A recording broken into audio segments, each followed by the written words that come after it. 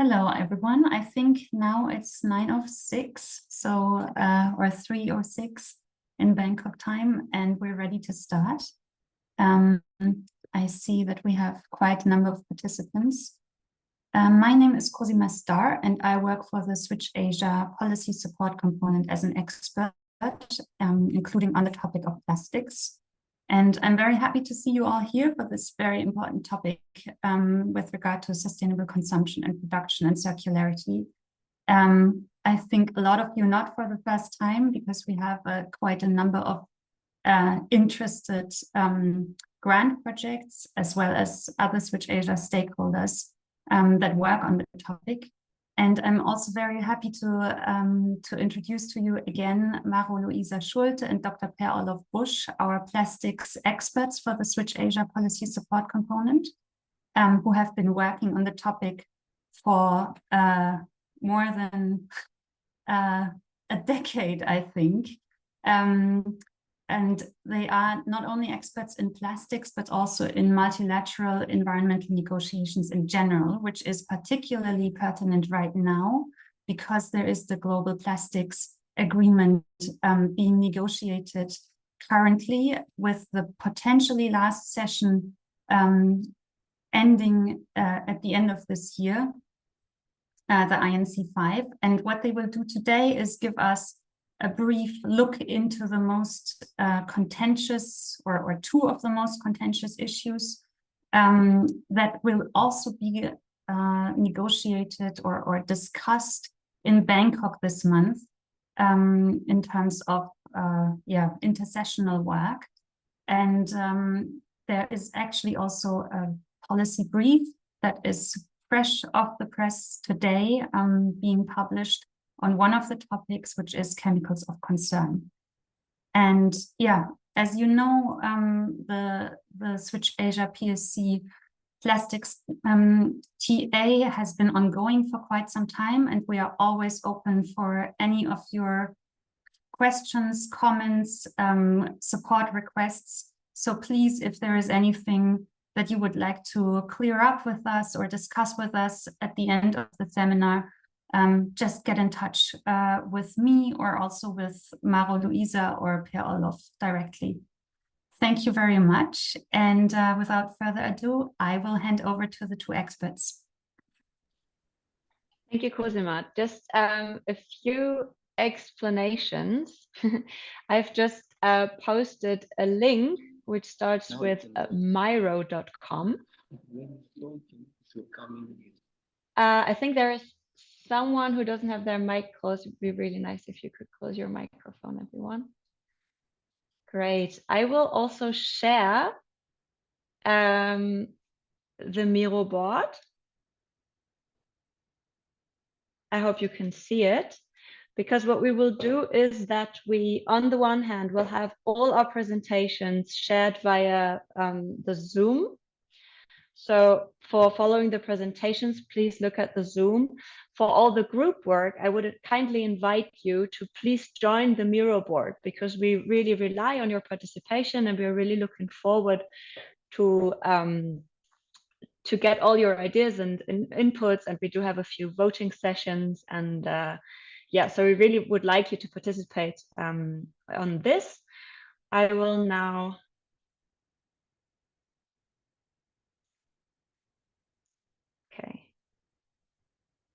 sorry, I just have to restart it. I don't know why this is.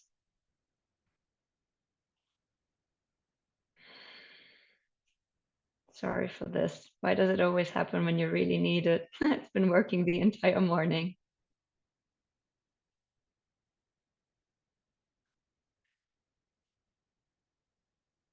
All right, perfect. Great. So just to give you a brief overview over the session, we are starting already with the welcome and introduction. Then we will have a first input from Per-Olof, who will give us a brief overview of what happened in Ottawa and where we stand in the negotiations. I will then give you a brief input on the Asian perspectives on this, and we would like to discuss a few things with you. then in the second part of the session, we would like to go a little deeper into what the expert groups, the intersessional expert groups are discussing, which is first of all something on finance, and then second of all on a few issues, including chemicals and polymers of concern. And then lastly, we would like to undertake this outlook and set priorities for our future work for the upcoming months until INC5 and possibly beyond.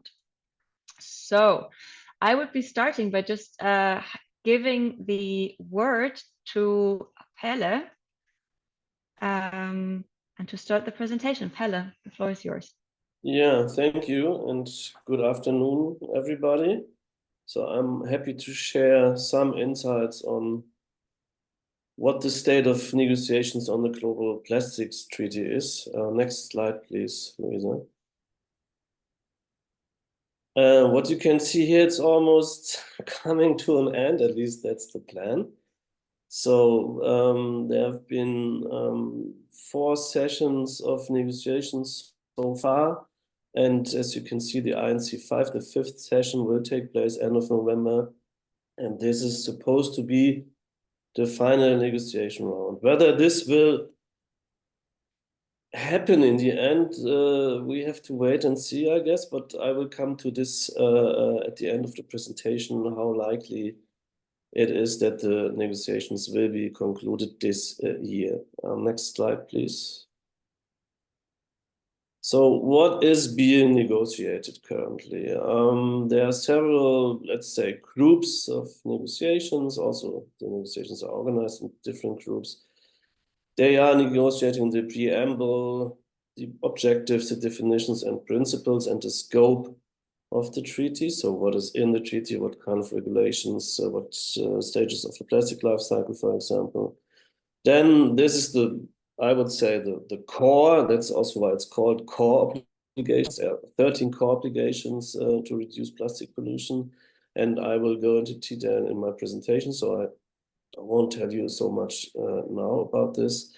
Then you have the means of implementation. It's about financing, technical assistance, capacity building, and technology transfer.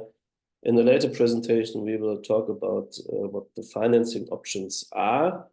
Then we have implementation measures like national plans, national reporting, monitoring of compliance, assessment and monitoring of progress, and supplementary measures like awareness raising, for example, and finally the institutional arrangements. This is the governing body, subsidiary bodies, and how the secretariat is organized.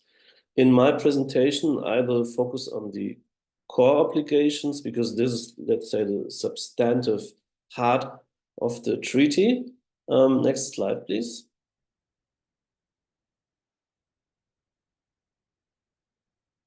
So what are the core obligations about? You can see in the dark colored forms, these are, let's say, the groups of core obligations. So I would see it on the one, you start with the raw materials, so like primary plastic polymers, chemicals, and polymers of concern. This is how can we reduce, maybe limit it even. The second group are products, so core obligations on products. For example, the bans on problematic and avoidable plastic products, or some provisions on reduction, reuse, recycling, refill, and repair of plastic products, or also alternative plastic and plastic products. These are core obligations on products. You can see this is actually the largest share of core obligations. Then we have a third group. This is all core obligations that are related to waste and pollution, if you want to say so. It's on waste management. Obviously, this is an important issue. It's on transboundary movement and trade of plastic waste. It's also the question of how do we deal with the existing plastic pollution, so with the plastic that is already in the environment, who takes charge of this and who's responsible, who pays for it, and also the emissions and releases of plastic throughout its life cycle. And then we have a number of cross-cutting core obligations. To start with, this is the external producer responsibility as a policy approach that might be regulated in a core provision that details, for example. Then we have the important core obligation on transparency, tracking, monitoring, and labeling of plastic products so that everybody knows what is in there, for example. Again, we have trade and listed chemicals, polymers, and products, and just transition. This is a very broad theme amongst others. It's discussed how one could integrate the informal waste pickers in the treaty. And finally, health issues. Please, next slide.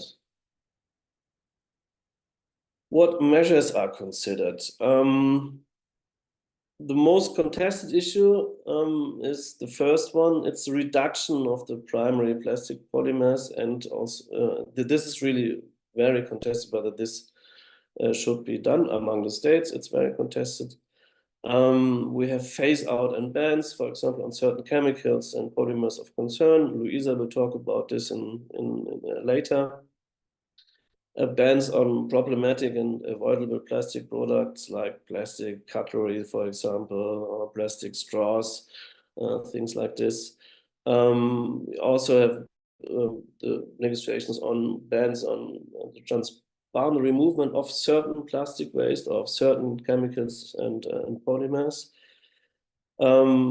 The negotiations also revolve around economic instruments and fiscal instruments. So how can we incentivize private actors to produce, let's say, more environmental friendly, more easily recyclable plastics? These instruments are particularly discussed in the context of the primary plastic polymers, of the use of recycled plastic contents, and also alternative plastics and plastic products. A fourth group of measures are minimum targets, for example, for the reduction or for the reuse. Let's say in 2040, 10% of all plastic products on the market on the global market need to be reusable. This would be one example for such a minimum target. This is also discussed in the context of waste management. So how much waste, for example, is collected, how much waste gets disposed of in landfills, how much waste needs to be recycled, how much waste can be incinerated, and so on and so forth. Next slide, please, Luisa. And then the fourth group of measures that are currently being discussed in the negotiations are minimum requirements, for example, for product design and performance, so that certain products are designed in a way that makes them more durable, or are designed in a way that makes them reusable or more easily recyclable, like, for example, containing not too many different plastics. Things like this are discussed when it comes to minimum requirements. We have labeling of certain chemicals and polymers of concern of plastic products.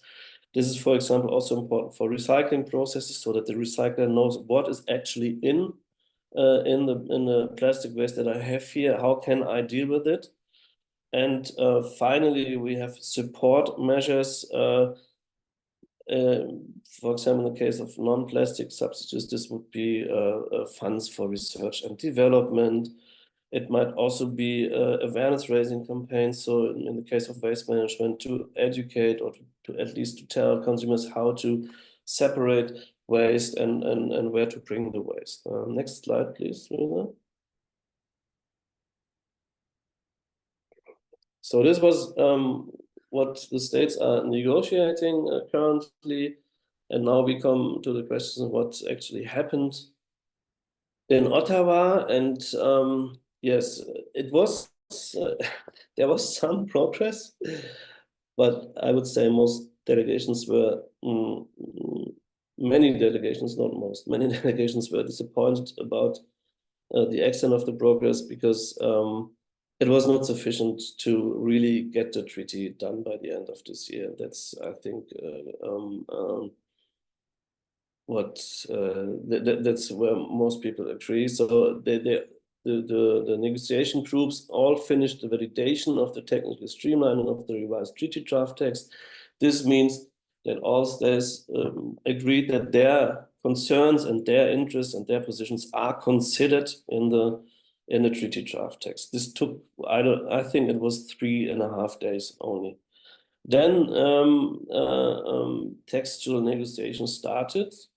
This means that the streamlined text was again looked at, and states had the opportunity to again make clear their positions and find common ground. But this only started for less than half of the items that were on the table. So 15 of 37 different items were on the table, and only less than half of them, the textual negotiation started, which is actually the final stage of negotiations, but this takes a lot of time too. The first round of textual negotiations usually takes 2 or 3 rounds. It was completed for 10 items only, so almost only 1/4 of all the items that are on the table. And the streamlined draft treaty text has more than 3,500 brackets, and brackets mean that there's no agreement among states, that it might be deleted, removed, moved somewhere else. So that many things are still very, very open. Every bracket indicates no agreement. The good news is that no provision was put off the negotiation table.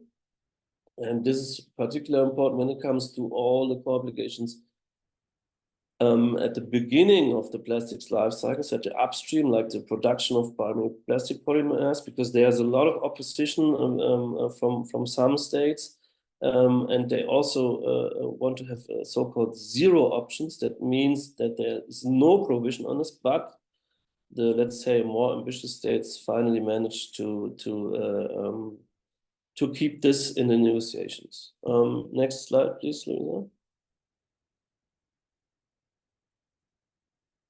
And one important thing that states, the delegations did not manage in the preceding 3 negotiation rounds is that they finally agreed on intersessional work.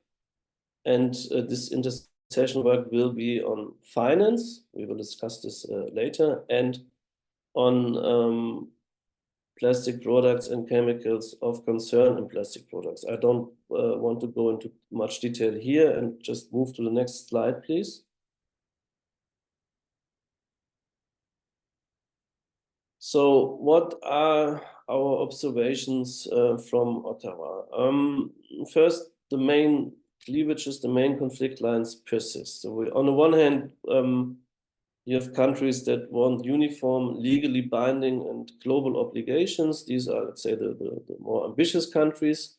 And on the other hand, you have countries that prefer voluntary measures that take into account the national circumstances and capabilities in individual member states.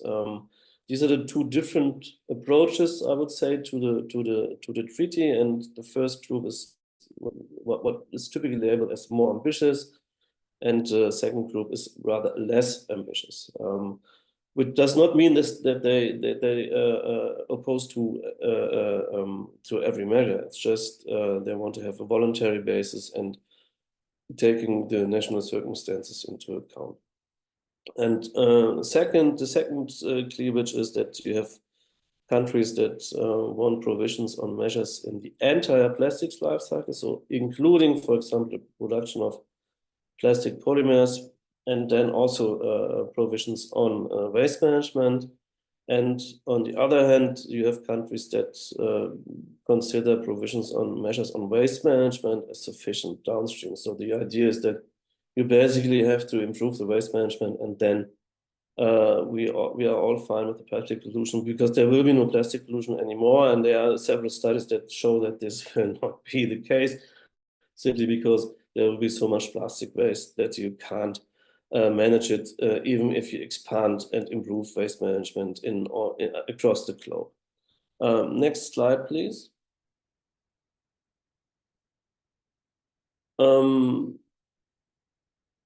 these were the cleavages, but member states also identified some common ground on provisions related to minimum product design requirements, to phase out of high-risk plastic products and chemicals, on external producer responsibility schemes, and also on the need for considerable financial resources. These are important steps, and one should not, although I started with the cleavages, not think that this also would help in reducing plastic pollution. That's what I want to say. Next slide, please. And that's the final slide. So what will happen at the next negotiation round in Busan? There are only 7 days left to complete the negotiations. And as I said, the textual negotiations have just started. So this makes it very difficult to stick to the plan to finish the negotiations or to complete the treaty as envisioned in Busan. Countries might agree on a framework agreement and then continue negotiating the details of the provisions, but they may also agree on having more negotiation rounds and negotiating also already the details. So we don't know what will happen, but these are the options that are on the table. The main cleavages will persist. That was pretty clear in Ottawa. Actually, it was the tone in Ottawa was more confrontational than it was before. So I think the negotiations will get much harder. And yeah, I see my time is running out, but I stop in 30 seconds. And finally, what was not a topic during the last rounds of negotiations, but will probably pop up again, is that the rules of procedures are not yet agreed, and there were very hefty debates in Paris on these rules of procedures, and this is very important to have such rules before the treaty can finally be concluded. And I stop here, and I'm happy to answer any questions that you might have. Thank you.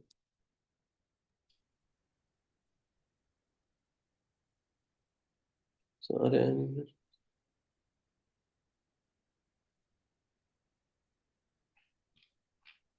Okay, maybe just to mention, you can either ask your questions by putting them in the chat. We'll be following the chat, but you can also just raise your hand and ask them directly. Hello. Hello. Hi, who's speaking?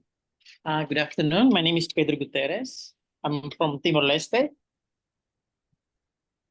Yeah, Hi, thank you for presentation. It was great. There was some slightly internet connection problem, but I can hear the essence of your presentation. I just would like to share with you that in Timor-Leste, we recently implement or the government enact the zero plastic policy that that have been enacted, and I mean I'm not sure if this I'm sure it is relevant to plastic treaty that you present. So what is happening here? The change that happened to community, like especially those who have a knowledge about plastic impact to the public in general, they start to shifting their behavior. Like, you know, it used to be people used to use plastic for grocery shopping, for packaging, but now they start to use paper bag, and also in the supermarket, that, you know, standard supermarket that big supermarket, they start to use bag paper instead of plastic. They're not selling. They're not using plastic bag. And unfortunately, those small vendor, they still using plastic. So I see here that raising awareness is very important, because I see that the group that really into implement it is those that understand the plastic impact to the public. So, but those that hasn't really understand the in depth about the plastic risk in public, they still continue using the plastic. So this is what is happening in country at the moment. Also, we have got like different government, different priority. So like in my country, we value that it's important of environmental sustainability, but like when it comes to the specific action to contribute to the environmental sustainability, the government have their own priority. Like this policy was proposed by the previous government, and now we have got new government. So I see that there's a slightly different of this government when they work on environmental impact, environmental sustainability. Yeah, I think this is what I would like to share with you a little bit. Thank you. Thank you very much. I think there are two important points that are also part of the negotiation. So the one thing that you raised was this little plastic things that are still on the back. So this is really the question: what kind of plastic is avoidable and problematic? I think this is one of the topics that's really that's at the core of the negotiations also. And the other question that is also being discussed in the negotiations is what are suitable and environmental friendly and sustainable alternatives to plastic, either plastic products or other materials. And there are some parties currently arguing that say, no, we don't have to discuss alternatives to plastics, because the treaty obviously is on plastics, the Global Plastics Treaty. So they really would like to reduce the amount of negotiation. But these are very important topics when it comes to the reduction of plastic pollution. So what can be avoided and what is problematic, and what can be substituted in a way that makes things not worse. So that's basically the question. Thank you for this contribution. Any other questions that I might answer? Good afternoon. I'm from Sri Lanka. My name is Anura Lukugamage. So I have two questions. Now in Sri Lanka also, I mean, plastic industry, plastic related products is a kind of industry. So then when we move from existing plastic environment to, I mean, other, I mean, environmental friendly products. So how we, I mean, look after the industries, previous industries, and the people who work in the particular industry. There are a lot of losses of the job opportunities and the industry failures. So therefore, how do we address to them while we are, I mean, moving to the plastic-free environment? That is one question. And do you have any incentive system? I mean, when the people use the volunteer-based application or solution, so what kind of, I mean, incentive system to move from the existing plastic-based system to plastic-free system? Do you have such a program or incentive system in your country? Okay, thank you for this challenging question. Yeah, it's the first part of the question is, of course, it's a transition. It's a transition from the current plastics economy to a circular plastics economy. This does not mean that there will be no plastics anymore in 50 years. That's not the goal of the treaty. It's not about getting rid of plastic completely, but reducing the harmful plastics or the harmful impacts of plastic, including chemicals in plastics, for example. Improving the recyclability, making products more durable, more reusable, so that they are longer in the on the market. So that's it's not about phasing out plastics. That's important, I think, to know. And this might also then at least partially answer your question that there will, of course, still be some plastics production, some plastic manufacturing, but those industries might have to adapt to new regulations, to, let's say, design their products in a different way, label them in a different way. There will be different business models, more reusable and less single-use throwaway plastic systems. Well, I think, and finally, this does not say that everybody goes out as a winner from these negotiations. Of course, there will be losers. That's no question. And then it's a matter of how to compensate. So what kind of support can you offer these people, the industries, the companies in the transition process? And this is not so much a topic at the negotiations, I have to say, but this might, of course, then be an issue that will be dealt with when it comes to how to finance the transition, who gets money for what. But this is still not currently. It's rather the question what financing options one would like to have, and not so much for what the money will be spent in the end. And the second question, incentives. Yeah, we have. We were specifically asking about Germany. So our country. This is, you said our country, and this is our country. And yeah, we have incentives here. We have, for example, a so-called deposit refund scheme. This says I buy a plastic bottle and pay an additional 25 € on this bottle.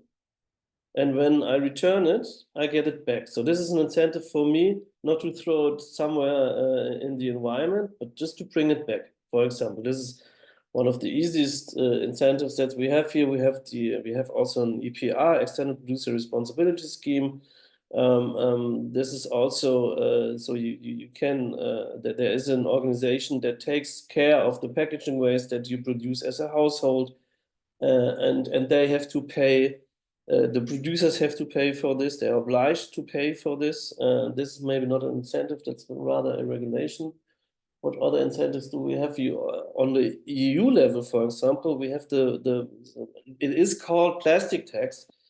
And the EU says for each ton of non-recycled plastic waste, the German government and also all other EU member governments have to pay, I don't know the exact amount, but it's several €100 to the European Union. And of course, this is an incentive to reduce the non-recycled plastic waste and to increase recycling rates. So I hope that this answered your question in a satisfactory way. Thank you again for this question. So thank you enough. Thank you. Okay, that's good.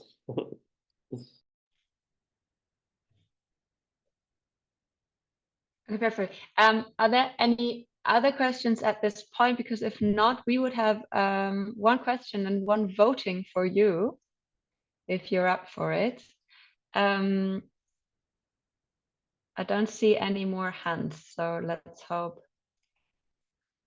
Okay, the first question would be, in your view, and also taking a look at this slide where you see, the role, the the core obligations, the issues of the core obligations. In your view, what is the single one most important core obligation when you look at all the others, all those here? And please feel free to join us on the Miro board and to type, just click on one of these post-its and start typing. So for example, for me, it might be primary plastic polymers.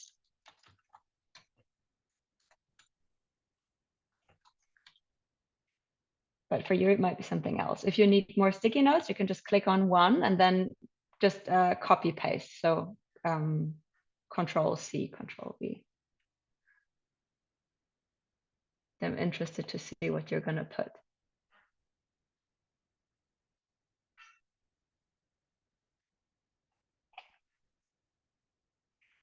Also, I'm going to put brackets around mine because what just happened here?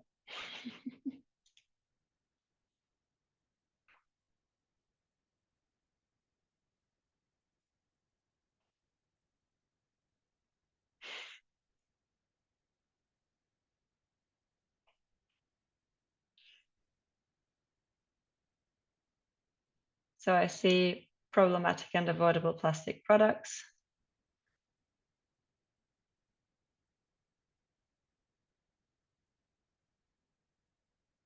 Also, obviously, yeah, very good comment that all are important, but that they need to be prioritized for the short, medium, and long term. So we need to see what we need to tackle first before we tackle others. Very good point.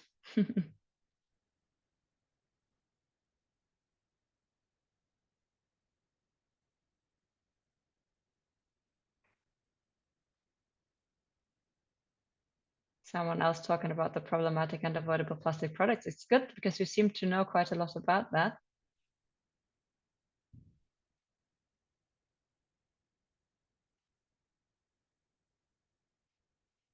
You cannot enter the Miro. Let me see. Did you press the link?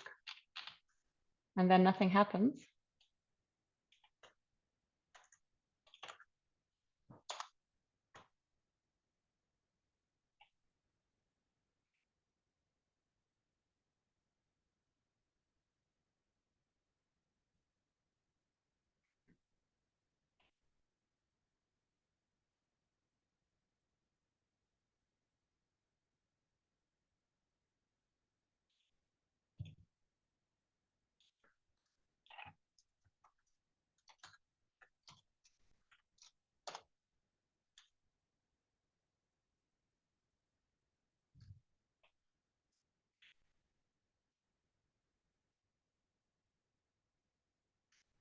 I see someone typing just transition, also very important indeed.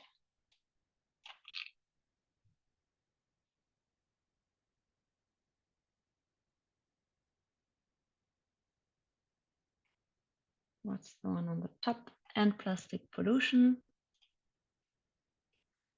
Protect human health and the environment. Yeah, non-plastic substitutes.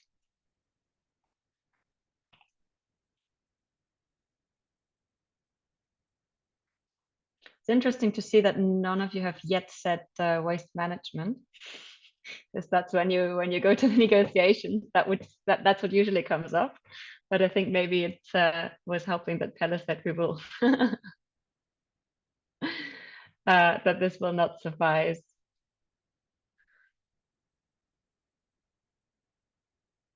Okay, to be honest, I don't know why you can't type, Pedro. I'm sorry.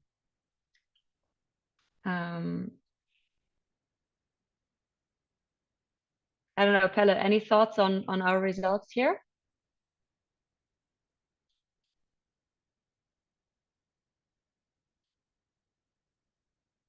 We can't hear you, you're on mute. Sorry. Yeah, sorry. I think it's as diverse as the negotiations are.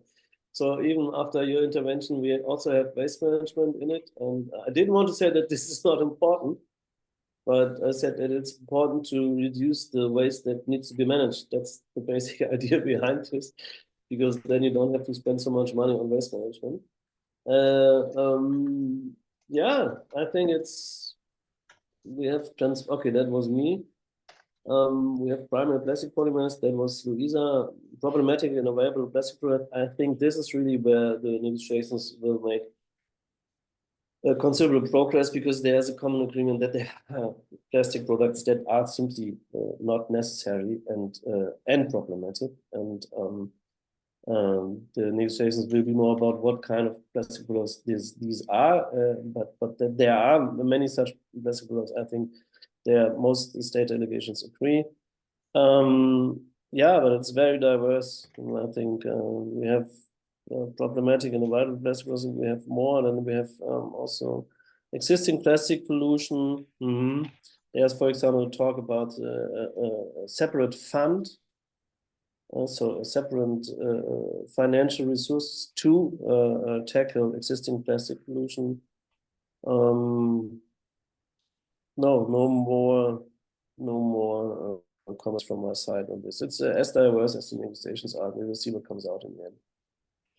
Okay, perfect. Then I would like to attract your attention, because we want to start a little voting session. And now moving away from the core obligations and towards the measures that Pelle so kindly presented. And if you move a little to the right, you will find, can you see the join voting? Please click on join voting. And now you find that you can vote on the measure that you think is most important. So you have one vote, and yeah, please choose wisely.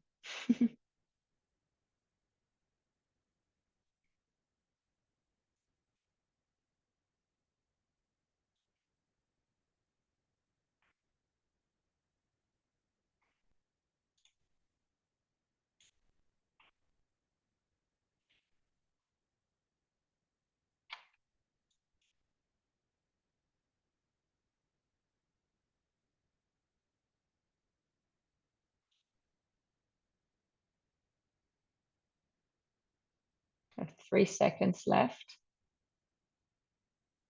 And we're preparing the results. Ha!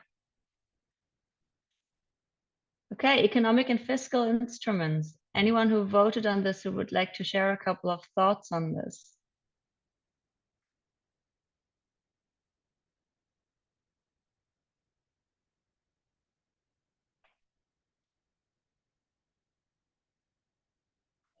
Or maybe not, but I'm quite happy that you did put it, because that will be one of the topics that will be talked about today in the next session. So thank you for this.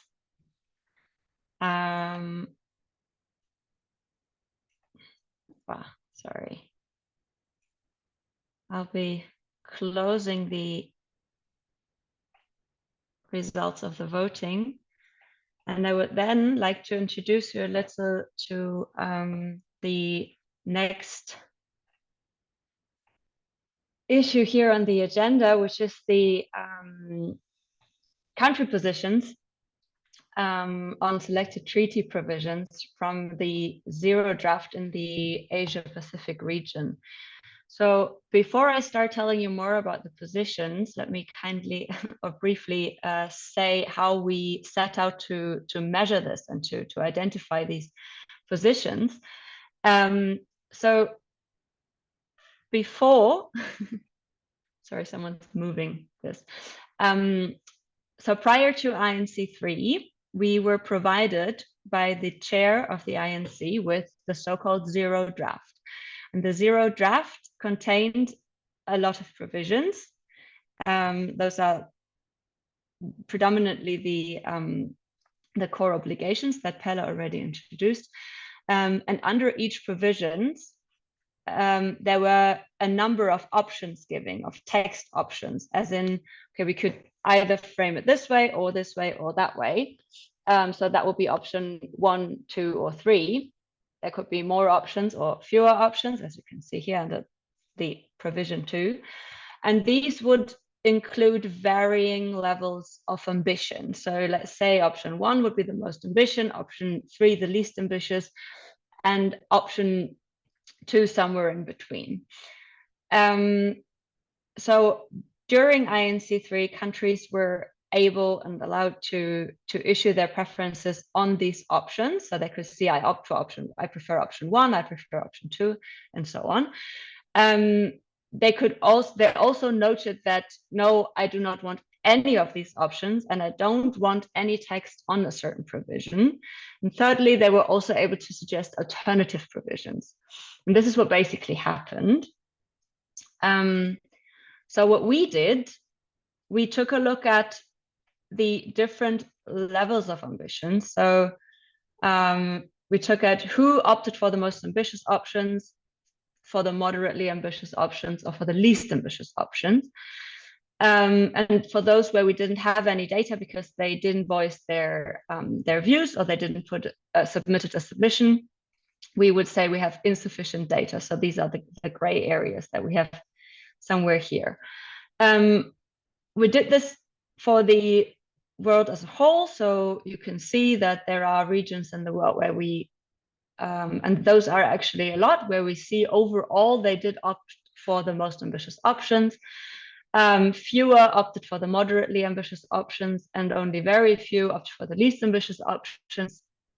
And you can see that depending on the regions of the globe, there are varying levels of ambition. So taking a closer look at the Asian region, you can probably already see that, again, the levels of ambition vary, but what I wanted to show here that it is, if we take a closer look at also the Pacific Island states, they overall have a very high level of ambition when it comes to the treaty provisions and options.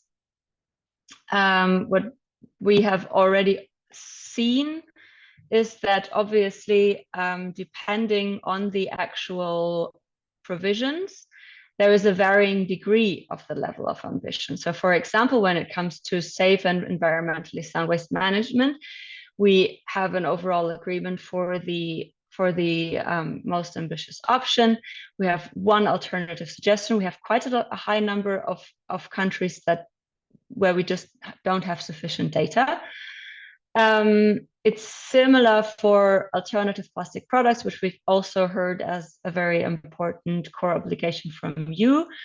Where we have very divergent views is the limitation or the reduction of the production of primary plastic polymers, where you can see that 12 countries said they do not want any provision on this issue. They don't want it included in the treaty. Similar for chemicals and polymers of concern, as you can see here. Exactly. So this is just a brief overview, just showcasing the geographical distribution of countries who said they do not want any provision on primary plastic polymers. So you can find that here. Then we have Australia, who support the both the most ambitious option and the moderately ambitious option. Most of the island states, excluding Singapore, who opt for the most ambitious option here.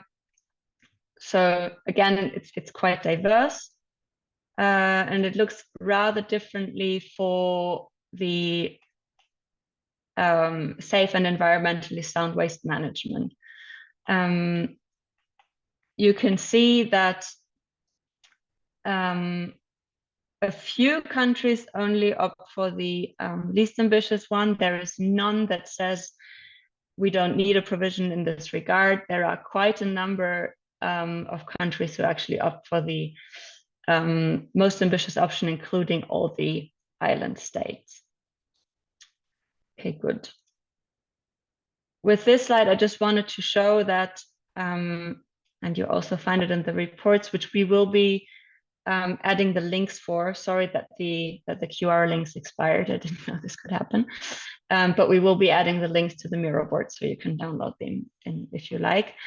I just wanted to show you that there is a pattern of a country, if they generally, if they opt for the most ambitious option, they usually do so throughout, and that holds true for most countries. So you can see the predominantly green lines, and the other way around. So if a country such as Bahrain says that they do not want any provision on a certain issue, then they usually also vote for the least ambitious option. So this is just a brief overview. I don't know if you have any questions on this. Please also visit both the full global report if you want to learn more about these specific views and positions of countries across the globe, but also the Asia and Pacific analysis report. Any questions at this point?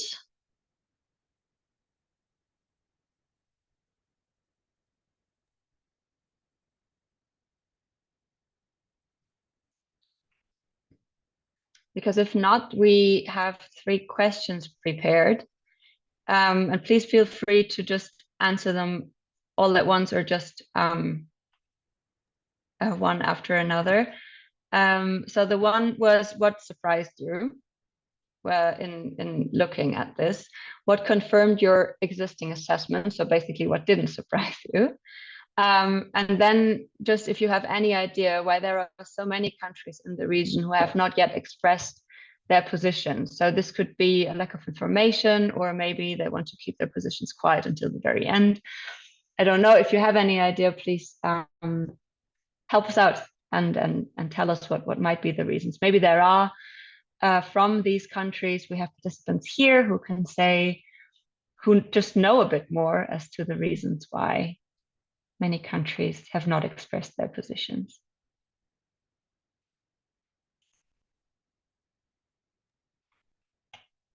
And just a brief remark from my side while you are writing your sticky notes. The links of the 2 reports are in the chat now, so you can also click on these. But we will revisit my report and also include it there as far as understood, Louisa, right? But it's Perfect, in the chat. thank you. If you want to access it immediately, then we can do it in the chat.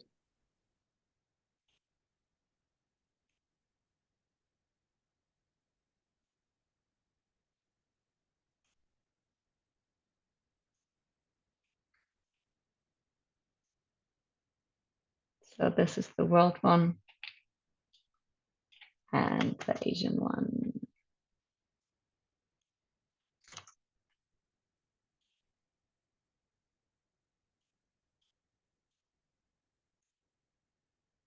Okay.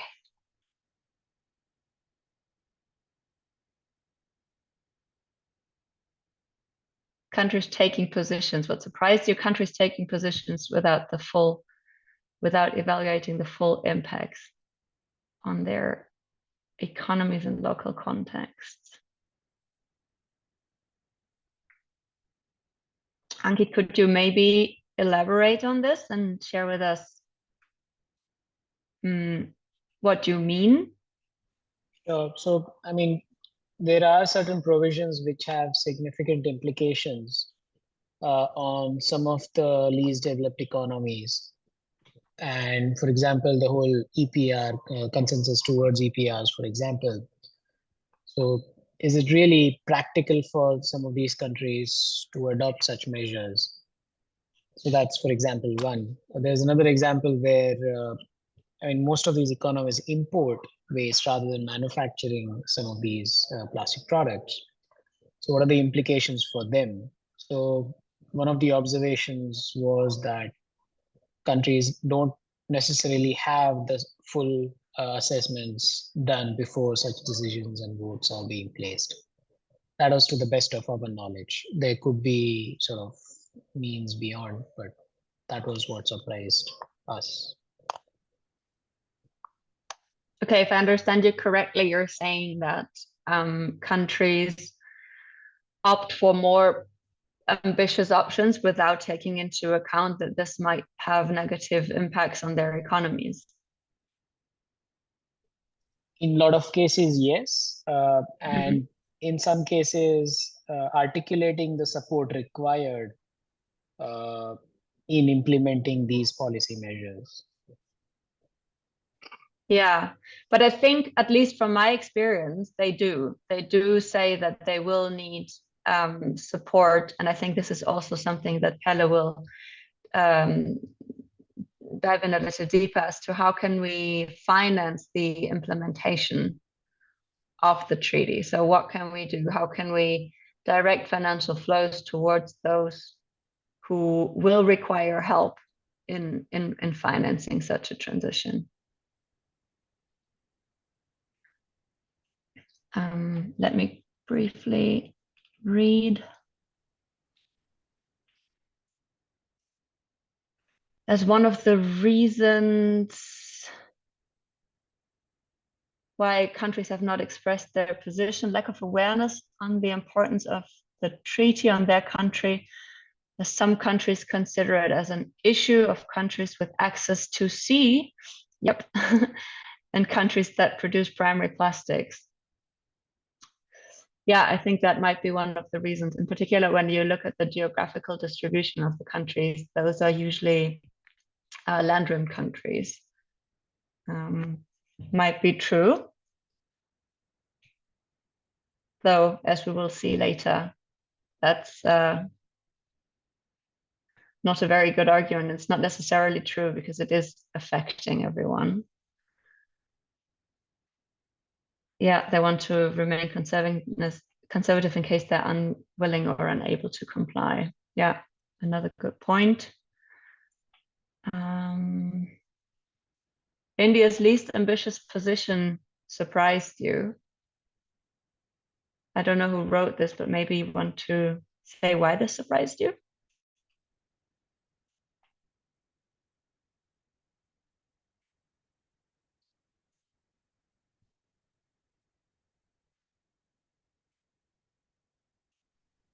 Yeah, this is Delphine from the EU delegation in India. Well, I wrote this because considering the enormous waste management issues and pollution in the country, I would expect that there is a bit more sort of, you know, political will and appetite to look at this with some level of seriousness. That's all. I'm being slightly cynical here. Sorry. That's okay. But I think in case of India, what we also need to understand is that sometimes when it comes to the provisions and the level of ambitions, it's also, we as, you know, political scientists, we also consider the extent of whether a country wants global regulations and global goals and, you know, everything like that. So more of a top down, because it's just stricter and more effective. But I think what India wants most of the time is to have a bottom-up approach where they say, oh no, we want to set our own goals and our own targets, and we don't really want to be measured. So basically, it's a bit of business as usual. So maybe to just put that into perspective, I think they do recognize. No, I think you're right. As I said, it's me being cynical. I mean, overall, it's quite appalling to see the lack of commitment to the issue, right? I mean, not singling any country. I mean, whether a country has no position or whether you are somehow going for the least ambitious. I mean, as a citizen of the world, it's quite worrying. Anyway. Yeah, I agree. Absolutely. You have my heart. I mean, the least said, the better, frankly speaking, when you see the state of the pollution situation in the river basin here in this country, in the ocean, when you know how plastic is responsible for this. I mean, you would hope that politicians have a better or more I don't know better plan for the planet, right? Well, obviously it's not the case, so I don't know. Yeah, I think something it's quite disheartening anyway. But Yeah, I not guess. surprising. Yeah.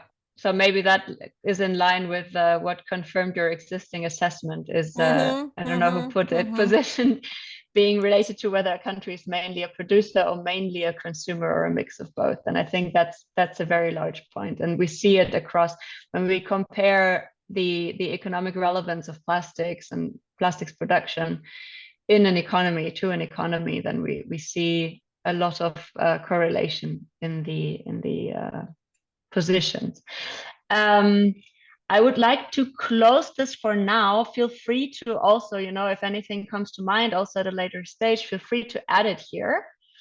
That the collection never stops. Oh, sorry, Vidya. I mean, I would just like to add on to what Delphine said. So one is, of course, that your laws may be very dilute. And in a complex country like India, one of the challenges is also implementing the existing laws. So it's not enough just to have very good regulations and policy, but also how you take it down to the various states and the various local bodies and make sure it gets implemented. Absolutely. I will add this in a yellow color. Yeah, this is what we generally hear very often when we talk to different organizations and stakeholders in countries in the Asian Pacific, that it's nice to have the laws and the policies on paper, but the important thing is actually implementing and enforcing it, and that there's often a lack of strict enforcement, at least. It could be better, if I want to say it this way. So this is not only limited to here. Absolutely. Thank you all. Very, very important points and interesting. I would now like to move to our next session and to give the floor to Pelle to give us a brief overview of what's this intersessional thing, and also what does the first group discuss? Okay, yeah, thank you, Luisa. And this is in the next 50 minutes, I will generally talk about what the intersessional work is about, and then talk about one of the expert groups, the expert group one on financing, financial mechanism, and alignment of financial flows. So many of the topics that are being negotiated during the INCs are very technical. In particular, the best example is actually the expert group 2 about criteria and non-criteria based approaches with regard to plastic products and chemicals of concerns in plastic products.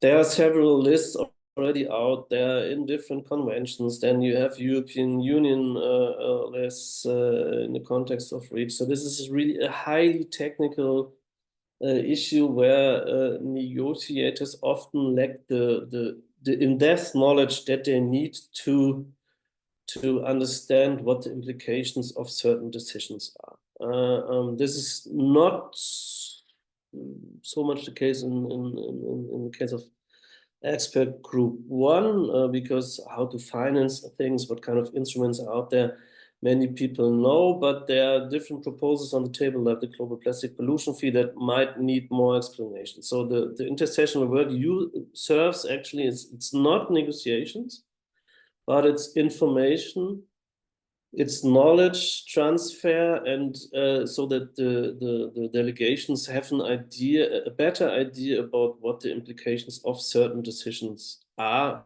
or are not. So that's why there's intersessional work, and as I said, there are 2 expert groups, one on financing and one of chemicals of concern and plastic products. So next slide, please.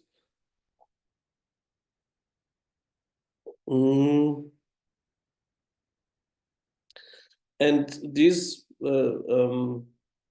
expert groups meet over the course since July. They have met now 2 times. They meet 3 times a virtual meeting, and then there will be an in-person meeting in August, by the end of August in Bangkok.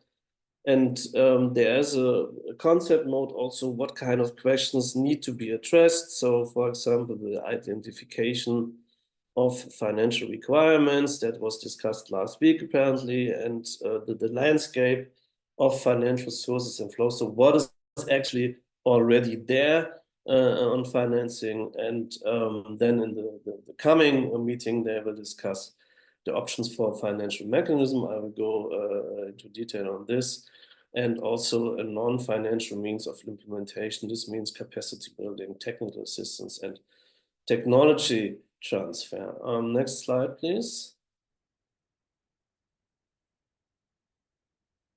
And then you have the rather more complex, at least in my view, the more complex work plan of the Group 2 on chemicals and plastic products of concern. They also already have met 2 times to review the text and then to identify the characteristics of criteria and non-criteria based approaches. And in the next meeting, they will discuss the synthesis document, so the summary, so to say, of what they learned and what they view as important input into the INC5 in Busan, the negotiations in Busan, and the preparation of the in-person meeting. But both working groups will end with some kind of summary document that is then fed into the negotiations that can be read and be discussed and used during the negotiations. But again, it's not negotiations. It's really a substantive discussion on certain issues, but there are no states that say, well, we would prefer option 1 and we would prefer option 2. It's just to learn more about the technical details of both of these issues. I think this next slide, please. This was the.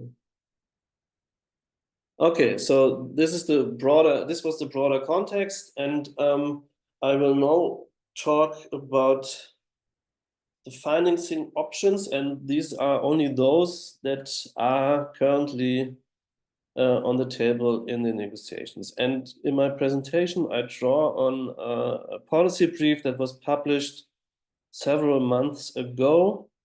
I think it was in April or May, on the financing options for the Global Plastics Treaty. So in case you want to have a in-depth read, then I recommend reading this publication. It's also online, and Sarah was so nice to send a link where you can find all plastics governance engagement related publications. So they have one shop and one stop, and you have all the publications. Next slide, please.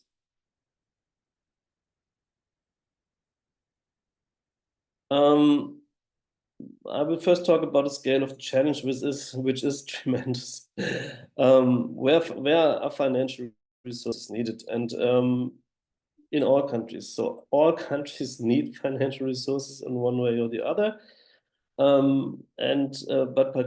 like often in multilateral environmental agreements, in particular in countries or those developing countries where sufficient institutional, administrative and technical capacities as well as infrastructure are lacking.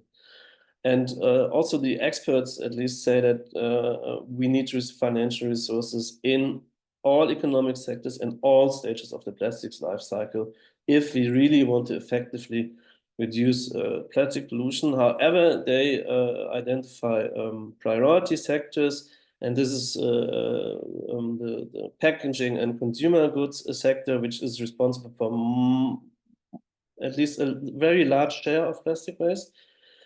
It's construction and transportation. And the experts, the technical experts also say that as priority stages, one really should look at focus on production and manufacturing, and only then at the end of life stage. Next slide, please.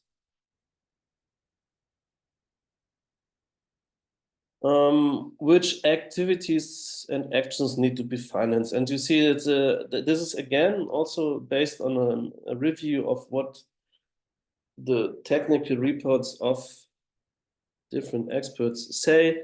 And the first point is capacity building, technical assistance, enabling activities, and knowledge-related activities. This is what usually treaties finance, the financial mechanism. I'll come to this later. And then you have priority core obligations, if you want to say so. And these are 7. It's again the limitation and reduction of plastic production. It's the increase in the production of environmentally sound and safe recycled plastics. Is the phase out, and we have talked about this already many times during this webinar. It's a phase out and elimination of avoidable and problematic plastics, plastic products and chemicals. Again, the 5th action is related to the product design. So how financial resources for better usability, better recyclability of plastic products. We also need financial resources to close leakage pathways, so to close the littering of plastic waste, for example, but also leakage during production processes of plastic polymers or of plastic products, or even of recycling. Also there is plastic released into the environment. And yeah, the 2 final actions and activities are the related to waste management, to the plastic waste management, to the waste that cannot be prevented, and to the waste that is already out there. Next slide, please.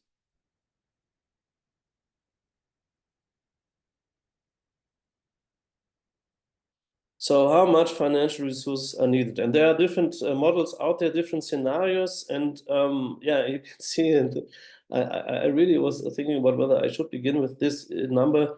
It's really a lot of money. So the estimates range between 9.3 and 16.9 trillion US dollars until 2040. But, and I think that's actually the message I want to keep you in mind, it saves money. It doesn't look like, if you look at these numbers, of course it doesn't look like, but the cost of inaction would be much higher. And the estimates assume that per year, the world, so across the globe, can save 63 to 180 billion US dollars if policies are implemented, ambitious policies are implemented to reduce plastic waste. And as you can see in the last point, so an ambitious global action also significantly reduces plastic waste generation. So you save money and you reduce the problem. And I think that's really what I would label a win-win situation if these models are correct. But there are 4 models out there, and they all come to more or less the same conclusion. And then I would say maybe it's very hard to imagine that they are wrong. Next slide, please.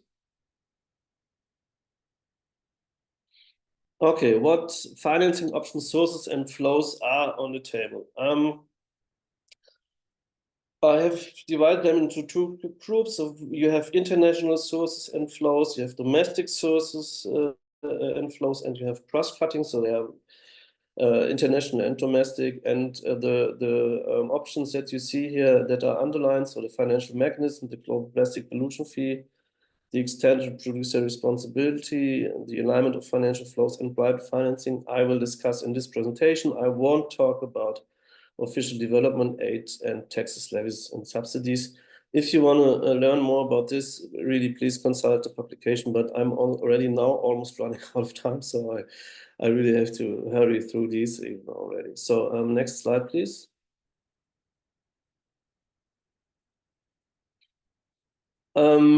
Alignment of financial flows. This is a really very abstract concept, and but it's pretty straightforward. So the idea is that all plastic-related financial flows, or that one tries to redirect plastic-related financial flows towards solutions and away from pollution. That means towards products, processes, behaviors, actions, and activities that reduce plastic pollution and phases out and eliminates harmful financial flows to products, processes, behaviors, actions, and activities that contribute to plastic pollution. One example are, for the latter are fossil fuel subsidies. An example for the former is financial resources that that enable the production of alternatives to plastic so that less plastic is needed. Then you have different flows that need to be aligned. You have the domestic public financial flows. These are expenditures in financial resources of domestic public institutions and authorities. You have international public financial flows. These are expenditures, financial resources of intergovernmental organizations like the UN, the World Bank, the African Development, the Asian Development Bank, and so on and so forth. And then you have private international flows, and these are expenditures and financial resources of non-public actors, including businesses, financial institutions, civil society organizations, foundations, or individuals. And this somehow needs to be optimized in a way that it contributes to the reduction of plastic pollution. That's the basic idea behind this. Okay, next slide, please.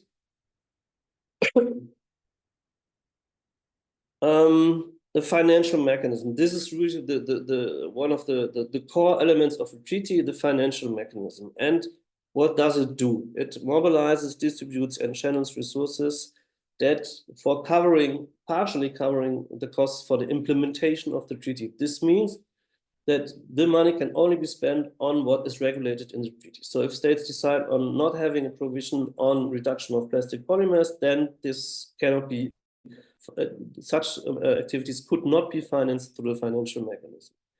The basic function is a financing instrument. I just have described this. It can include single or several funds. It depends on what parties agree. One fund to improve waste management, for example, another one to remove the plastic waste in the environment.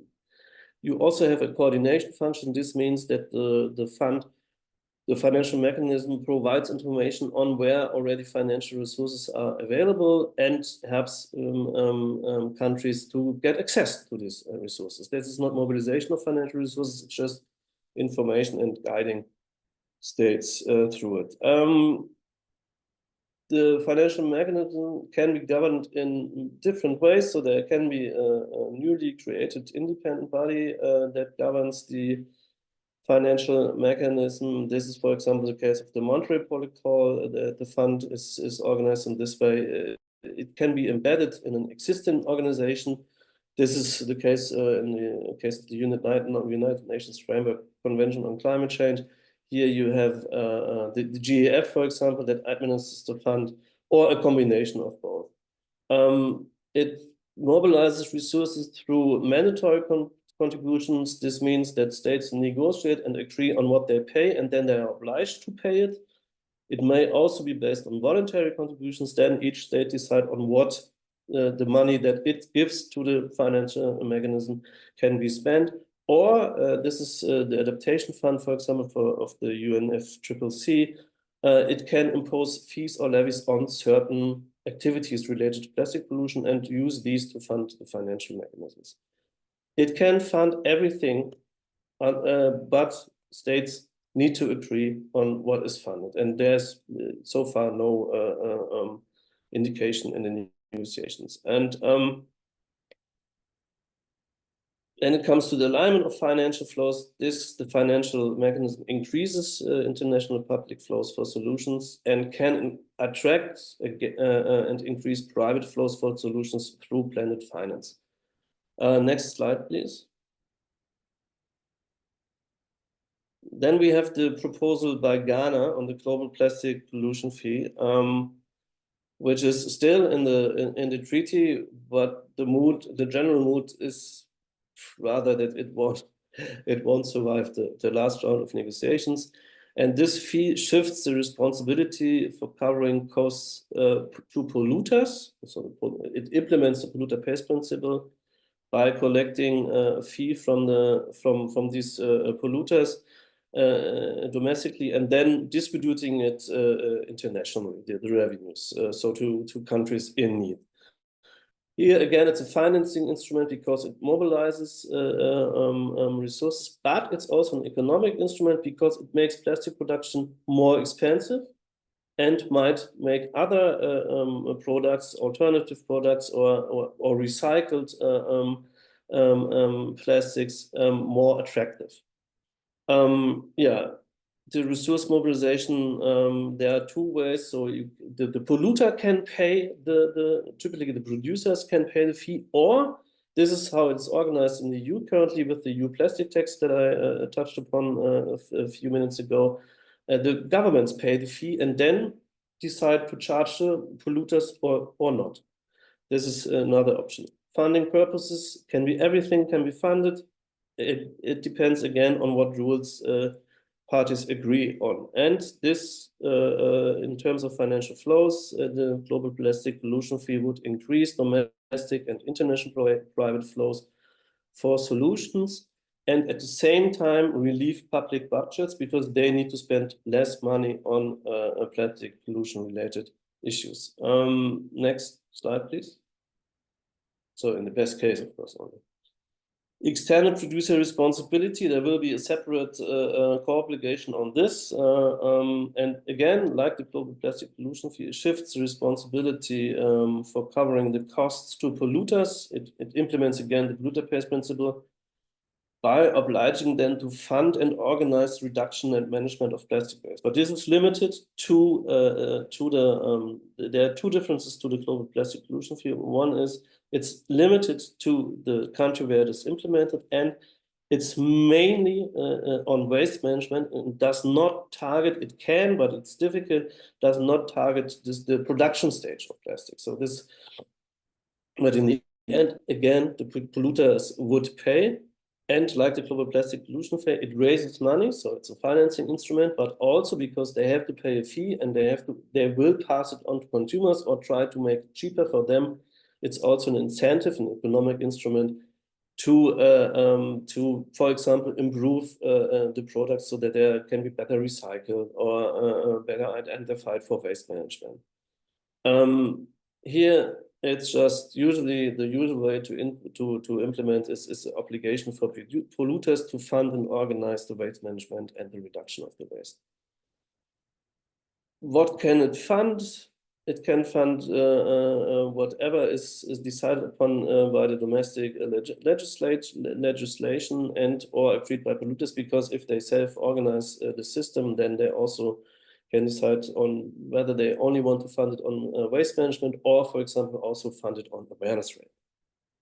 And here, financial flows, so the alignment is also again affected. It increases domestic private flows for solution. It can decrease polluting domestic private flows because companies try to avoid the costs. And again, it relieves public budgets and releases public financial resources, but because usually public authorities, local public authorities are responsible for waste management. Next slide, please.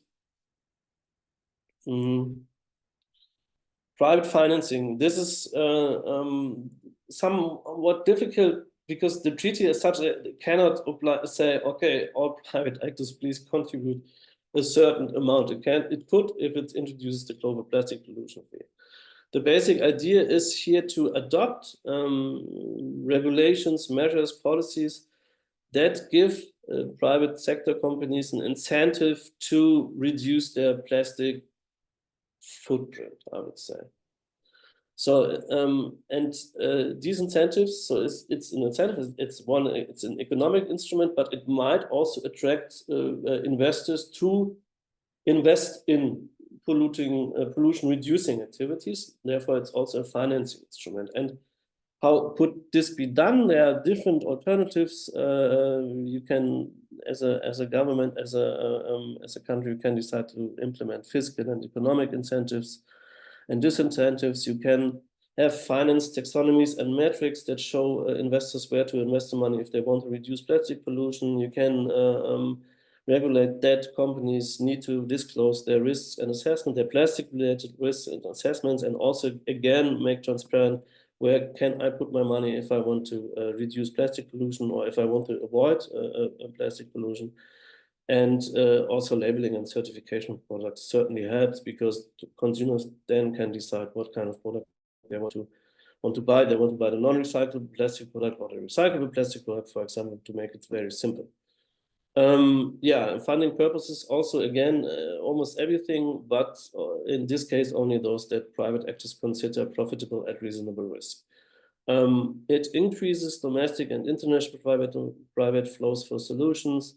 It can decrease polluting domestic and international private flows because it works in both directions as incentive and as financing instrument. And again, if it does so successfully, it would relieve public budgets and release public financial resources. So next and last slide, and sorry for me being so long, but it's too complex to make it short. So conclusions. I think the most important really thing is to, at least from my perspective, and that's let's say it's not that that's my view. It's to adopt such a holistic approach. There is no the global plastic pollution fee, for example, is often sold as a silver bullet, at least by those that support it, and it is a very good proposal, really a very good proposal. But it won't alone, it won't solve the problem. It needs to be combined. There need to be different measures. And this is why I say holistic approach is important. So first of all, it would be good to review all plastic related financial flows and see which do harm to the environment. So what is their impact on plastic pollution? Do they contribute to solutions or do they contribute to pollution? And then think about how can we redirect and align the financial flows so that the polluting financial flows, so to say, are reduced and the financial flows towards solutions are increased. Then identify the measures that can help in achieving this goal, and also look at how these reinforce each other.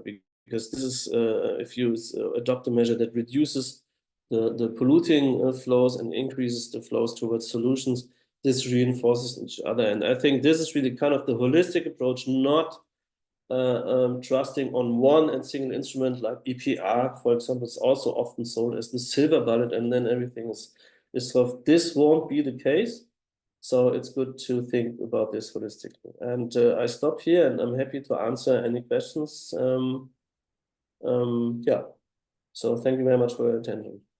And sorry, Luisa, that I was so long. I'll forgive you. Oh, that's nice. Great. I'll be opening the floor for questions, or Pelle has already done so. Is there anything you'd urgently like to have answered?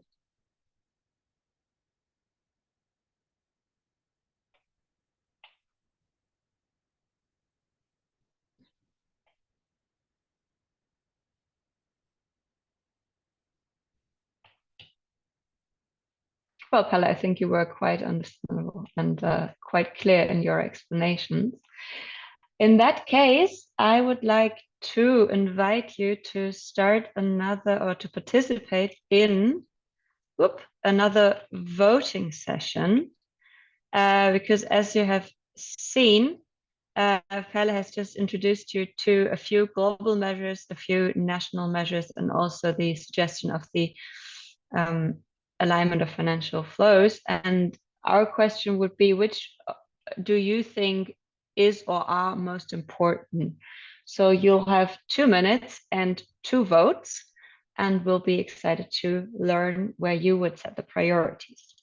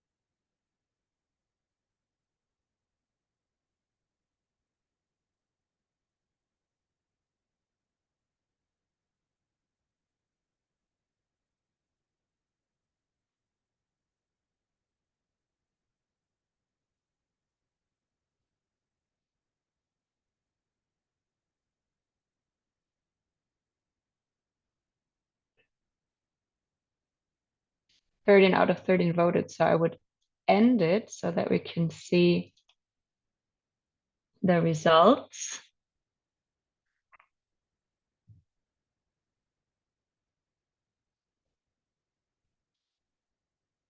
Pelle?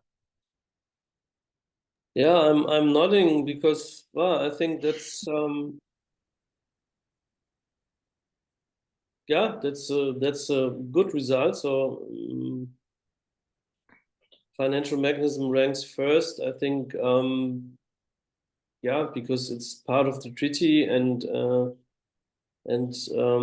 it's a common decision how to then mobilize and distribute the money. But just from my side, again, a brief warning that there will be most of the financial mechanisms of MEAs do not provide sufficient resources because the states, as you all know from the climate finance debates, are rather reluctant to provide sufficient money, and if they do so, they prefer doing it on a voluntary basis because they can earmark.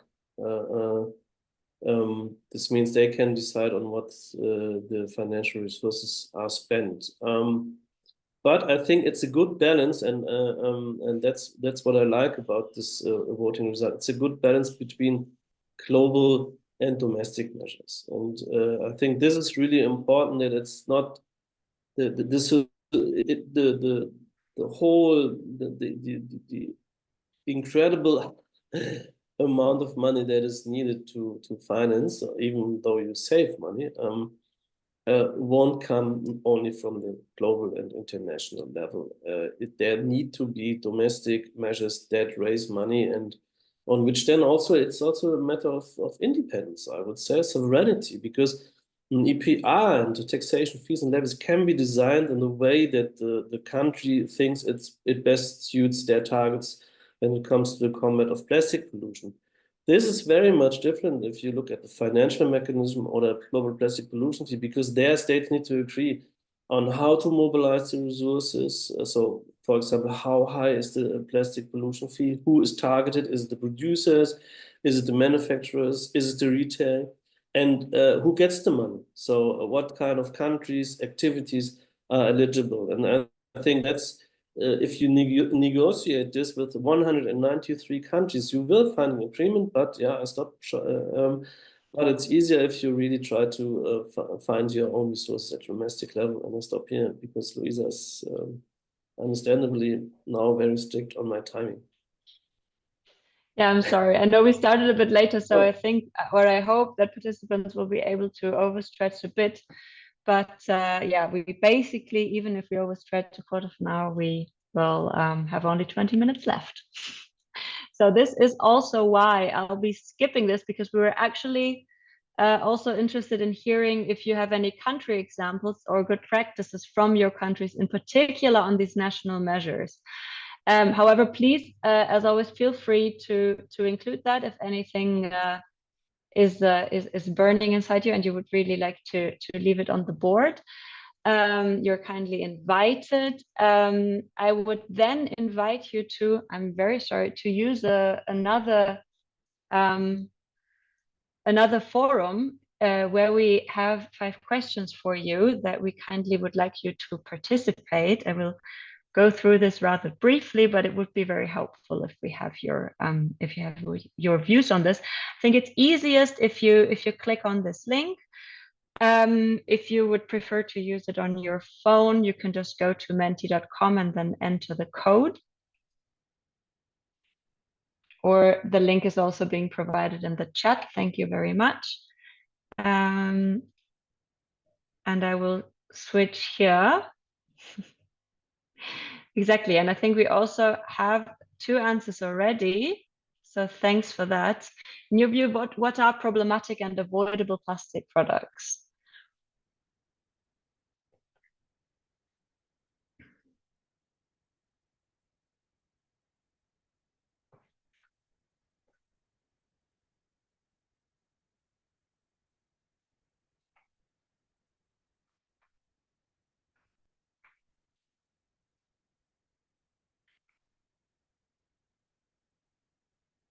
Plastics with BPA, yes.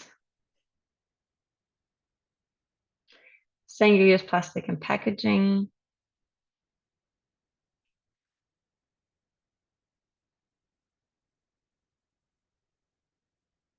Multi-layer packaging. Non-essential.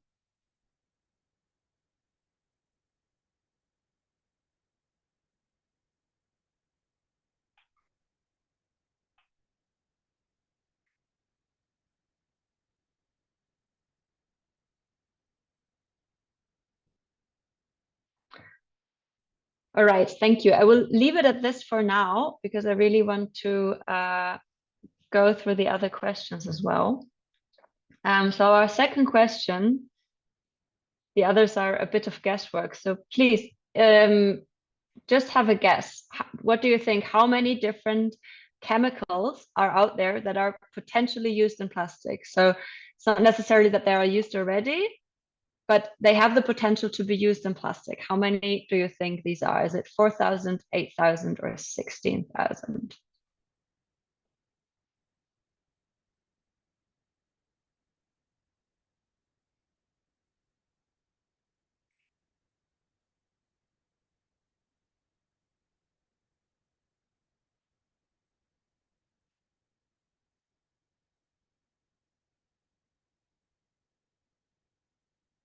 All right, I will leave it at this.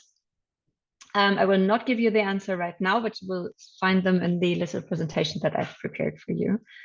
The same holds true considering all of these chemicals that we were just talking about. How many of these chemicals do we lack sufficient hazard data? What do you think? So for how many of these chemicals do we just not have any data regarding if they're hazardous or not?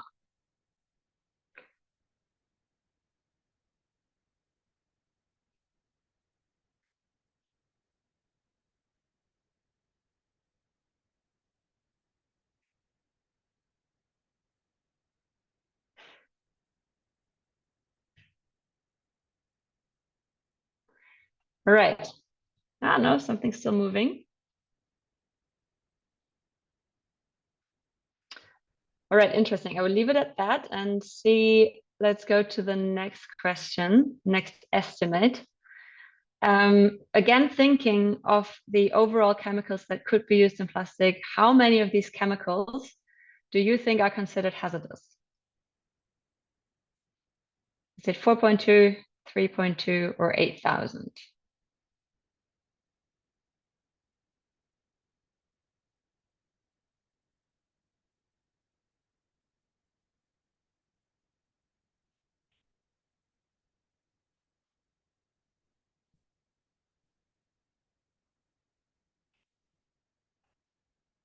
So I see the majority seems to be going for 8,000.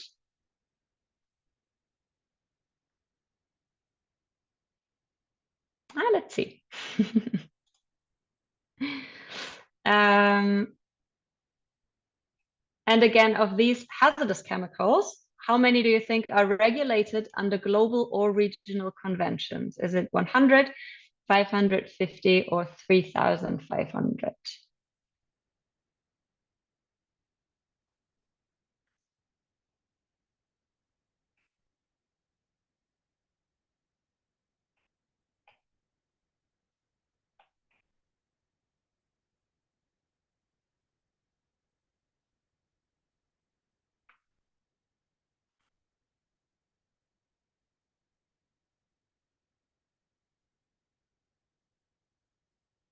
Ah, 100 gaining traction. All right, I think I would, in the interest of time, I would leave it at this and go back to the Miro board to give you a very brief, I guess, overview of the second group. Because as Pelle explained, there are currently 2 intersessional expert groups meeting first electronically and then at the end of this month also in person in Bangkok. We'll be focusing here in this session on the expert group 2.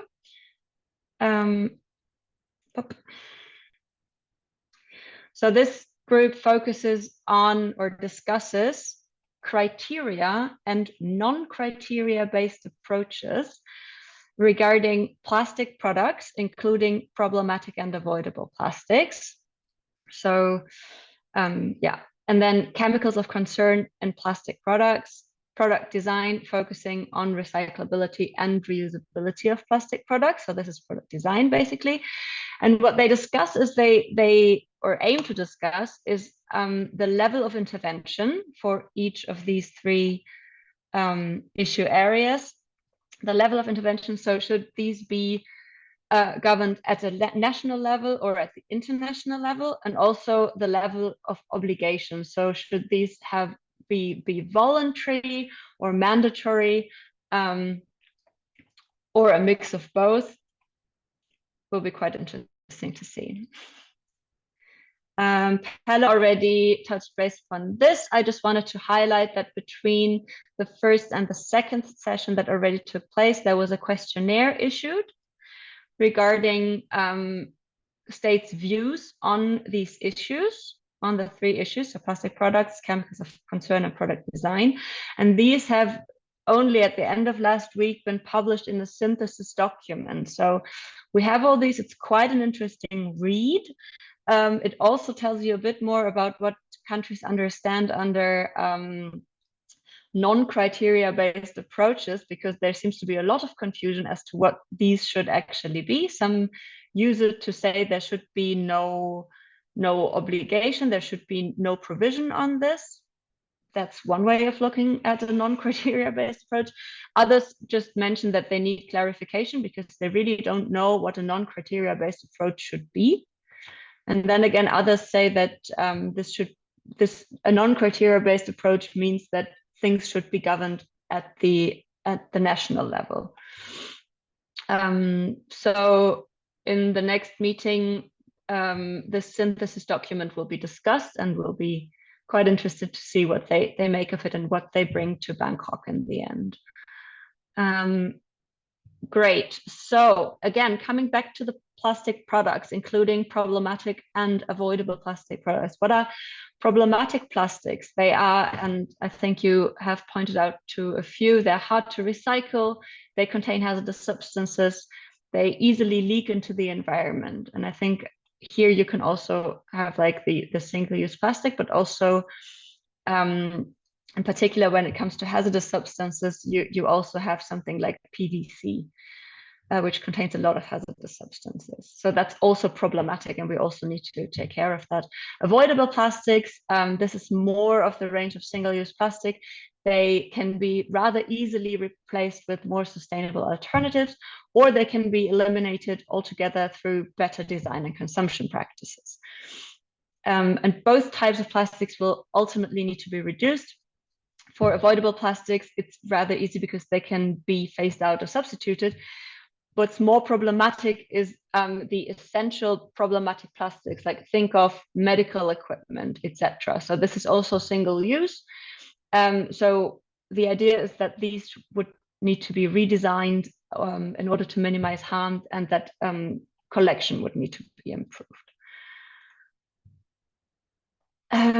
Product design criteria. What are design criteria to ensure reusability or recyclability? It would be good if we have recyclable and durable materials. Also, it would be good if we could have modular design so that we can easily take products apart and either repair them or facilitate recycling. Criteria for longevity and maintenance. So again, durable materials, they should be repairable. Their design should be timeless, whatever that means in practice. They should be user-friendly. And also it would be great if they could carry recycling instructions and have take-back programs so that recycling can actually be facilitated. The issue of chemicals in concern in plastic products is a highly contested issue, as both Pelle and I have already mentioned, because there are some countries who do not want this want the treaty to cover this issue at all. But we thought it would make sense to dive a little bit more into this, because we have experienced that a lot of people don't really know, you know, it's very broad and they don't know. So we thought we might give you a bit of background. I am going to rush through this a little. So here are basically the replies to the questions I have just answered, and I think you can see for yourself if you have guessed correctly. There are more than 16,000 chemicals potentially used in plastics. For more than 10,000 of them, we are lacking hazard data, and there are 4,200 chemicals that are considered hazardous. What is hazardous? Basically, they are persistent, so they remain in the environment for a very long time. They are bioaccumulative, which means that they accumulate in organic, so like human tissue or animal tissue. They are mobile, which means that you have a cross-border movement of these chemicals, for example, through the wind or water, and they're toxic. They can also be a number of these things, right? It's not that it's just either or. They can have multiple of these characteristics. This is just to show you that a lot of these hazardous substances or chemicals you may already know, and I think some of you already mentioned BPA in the problematic plastics, and yeah, we all know that BPA, which is, you know, found in water bottles, and it adversely affects reproductive capacities. We also have phthalates, PFAS. I think there was a huge Netflix documentary, or not documentary, but series lately on how PFAS negatively impact health, and it's very toxic. You know, it accumulates in specific organs. It delays physical development, etc. Also, we have heavy metals, which negatively impact the brain, and you find them in a lot of stabilizers or as colorants, in particular in PVC products. So this is just a broad overview, but feel free to revisit the slides afterwards if you want to learn more. Speaking about when in the life cycle exposure actually takes place, to make it short, during all stages of the life cycle. So during the production, the risks are usually with workers and communities that are living nearby. During the use stage of this, you have chemicals, as you have probably seen also in food contact materials, and they can leach into the food, they can be in the air, they can reach humans and animals through skin contact. And similar problems exist for the end of life. So these chemicals leach from the waste and they're contaminating the environment. Another problem that we face is that chemicals of concern influence circularity. We all are talking about how important a circular economy is, and one large part of a circular economy is recycling. So it's not a silver bullet solution, you know, recycling will not solve our problems, but it is one key part that we need to increase. But the problem with chemicals is that it complicates the recycling processes, because you need to be very clear in your separation of products to sort out the hazardous ones, or those that contain hazardous substances. Because the problem is that once you recycle several products together, and these contain different chemicals, these chemicals accumulate in the final recycled material, which obviously makes them unsafe, which is why you need to be very careful as to what products and what materials you can actually recycle. Yeah, so again, it's crucial to address these chemicals in order to ensure that we actually enable the transition towards a sustainable plastics economy. Again, just rushing through this because we have very little time, but I think what you can see is that chemicals, a lot of hazardous chemicals are used in almost all sectors that we know of. So we have children and children's products, furniture, packaging, electric and electronic equipment, transport. Just think of how many plastic parts there are in cars nowadays. Personal care and household products, medical devices, building materials, synthetic textiles, agriculture, aquaculture, and fisheries. So just to give you a brief overview, that this really touches upon almost every aspect of our lives. So what we hear a lot in the negotiations is that, oh, but the plastics treaty shouldn't cover it because there are existing multilateral agreements and they're covering all these chemicals.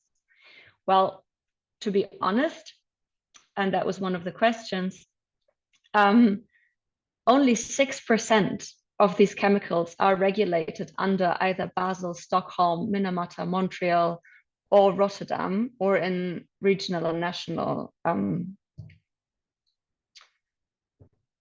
regulations, sorry.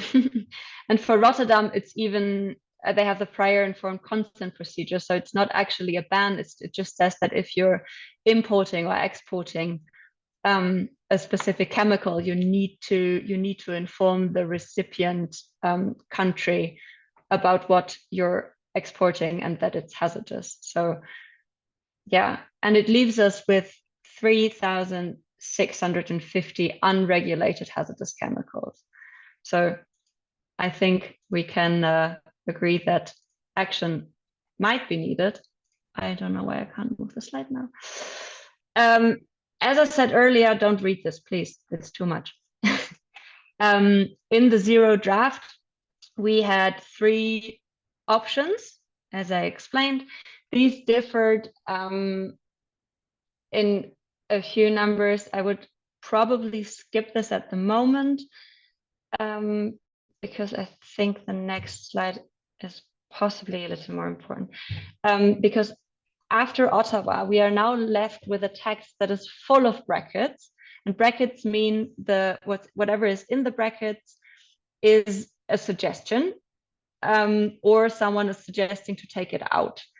So only text that has no brackets is half agreed text. The other is just a lot of suggestions.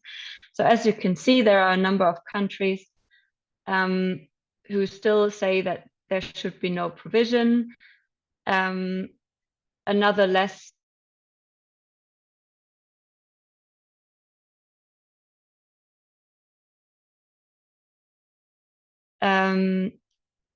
some more progressive countries argue that it shouldn't focus just on chemicals, but also on polymers, because there are some polymers which also have hazardous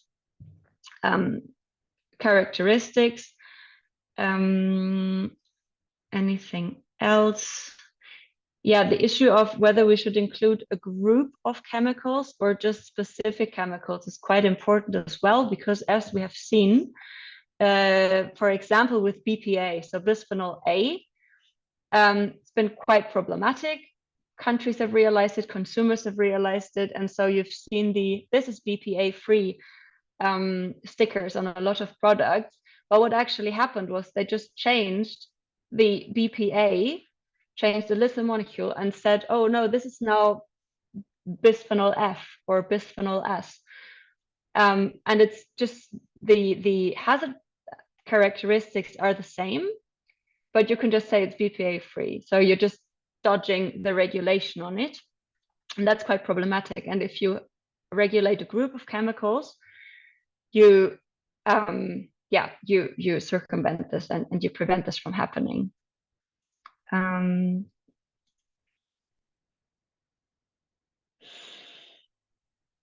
Again, there are a number of countries such as Bahrain, Russia, Saudi Arabia, Oman, Qatar, and Malaysia who rejected any provision on chemicals and polymers of concern. Others like Iraq, Sri Lanka, Papua New Guinea, as well as all of the Pacific Island states supported the most ambitious options. But as you can see, it's on the map, it looks rather few. And then Iran, Pakistan, India, China, and Japan supported the least ambitious option. But again, here there are 26 countries who had not voiced any preferences during or prior to INC3. Yeah, just closing with a few key messages. Chemicals and plastic are a serious and complex problem that negatively impact circular economy efforts. Existing MEAs are insufficient to govern this. And we need most dearly significant progress in the groups and at the INC negotiations. And please just shout it out to everyone who you think might influence this. The issue is highly relevant for the Asia Pacific region. So please, yeah, just urge stakeholders to take actions and support this. I will end here. I don't know if there are any questions.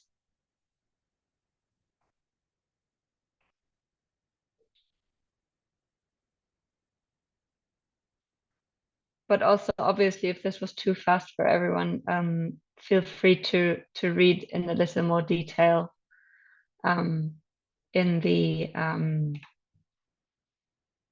policy brief that we have also linked here.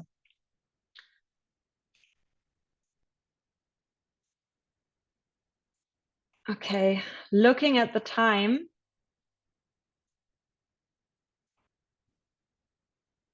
Pelle, I don't know, do you want to say briefly something about the policy briefs?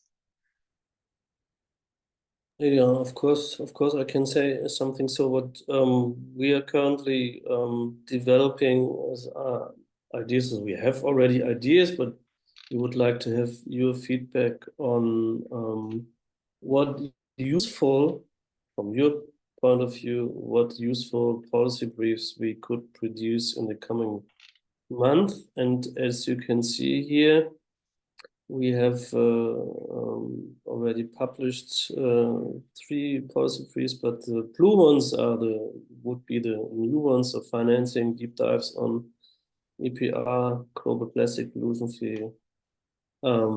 This would be a proposal from us. It's so that a separate policy brief on these financing options. We also are thinking about policy briefs on problematic and avoidable plastics.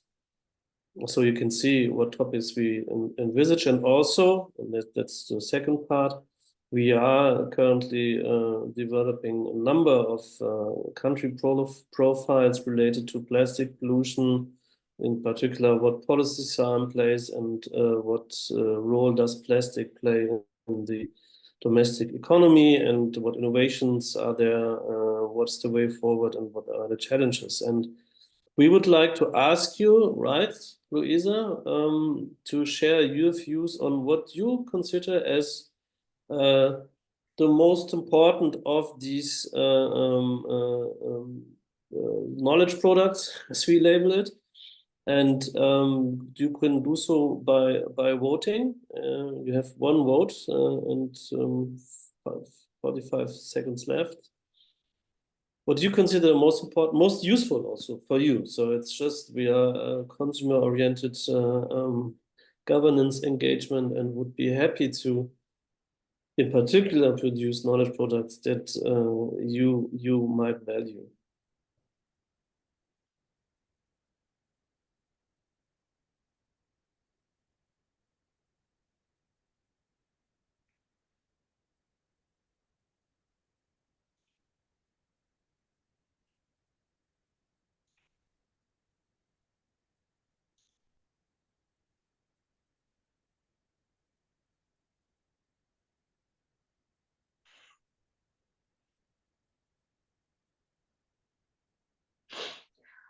All right.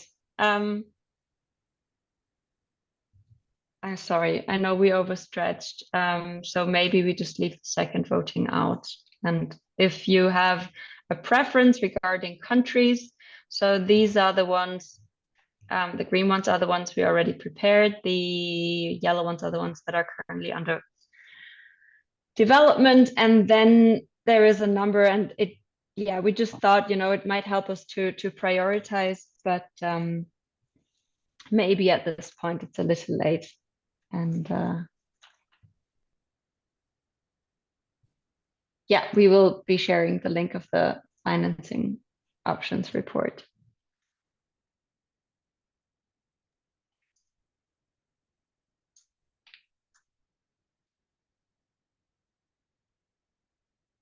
Okay, so then we leave it at this and stop here, Luisa, right? I would say so, yes. Sorry for Um, overstretching. Yeah, but I hope that you found it interesting and also informing, and you take away a number of new insights or a number of things that confirmed your previous judgment on these issues. And we are happy to see you again when we will have the next round of webinar on the policy brief or whatever will be a hot topic in the context of the Global Plastics Treaty. Thank you very much. And Luisa, over to you. You have the final word. Thank you. I don't know if Cosima maybe also wants to say something. I just wanted to add that, of course, we are always here and you can contact us if there is anything you would like to have specific answers to, or if you just want to have a chat as to, you know, where you want to go in the future. Yeah, happy to answer all these questions. And over to you, Cosima, for final words. Yes, thank you very much, Luisa and Pelle. Yes, we ran a little bit over time, but I think we also covered quite a lot of issues, and we actually also went quite deep. So I hope we haven't lost too many people on the technicalities, but as Luisa also said, you can actually find most of the information also with a little bit more explainers, for example, on the different plastics, materials, etc. In the reports. And I think in the chat, it was shared before, we also have a landing page for all of the plastics materials. And this will, all of the reports that are currently under development will actually also be put onto this landing page, the separate landing page for plastics. Maybe we will just post it again one last time in the chat, if that's possible. And yeah, as mentioned before, we would be very happy if you come to us directly with any questions or comments that you have, because yeah, you are also part of shaping this TA, and what we put out and what the experts work on is really shaped by being at your service and providing you with key information to also get engaged in these processes. So thank you very much, everyone. And yeah, as Pelle mentioned, there will be another workshop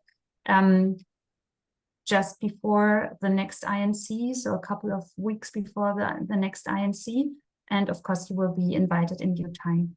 So thank you, everyone. And yeah, have a great week ahead. Thank you. Thank you, bye. Thank you. Bye. Bye. Thank you.